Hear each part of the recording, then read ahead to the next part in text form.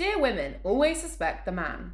This is a comment we had on a recent TikTok. With last year's BV study that showed that male partners contribute to recurrence, and our recent Ask Me Anything with Microgen DX, which explained that partners can transfer UTI-causing organisms to each other. Can we really just start suspecting partners? Of course, the answer is nuanced, and with lots of people starting their UTI stories with sex as a trigger, it's understandable why people have come to these conclusions. However, with many of the comments on socials turning to cheating accusations and suggestions to leave relationships, it's important to set the record straight. Yes, there is evidence that UTI-causing organisms can be passed from partner to partner. The March 2025 BV paper took 164 heterosexual couples where the female partner was experiencing bacterial vaginosis.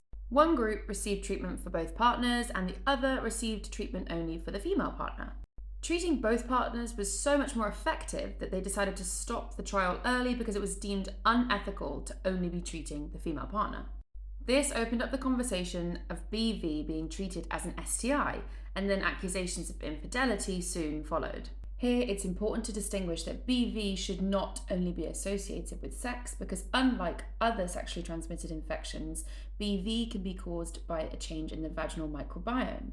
So whilst we shouldn't only associate BV with sex, it is now also associated with sex in more ways than one, and that's the nuance of this. Sex is one of the ways that the vaginal microbiome can change, and sex is also a way that BV-causing organisms could transfer.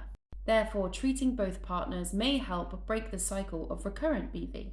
So, can we always blame the partner? No, this does not mean a partner is always to blame. In the case of BV, it is theoretically possible that the organisms can come from either partner, and that the untreated partner becomes the reservoir and sex the trigger for the symptoms recurring. It's also important to note that males are typically asymptomatic in these cases. The whole scenario is theoretically true for same-sex couples, and the same logic can be applied to UTIs.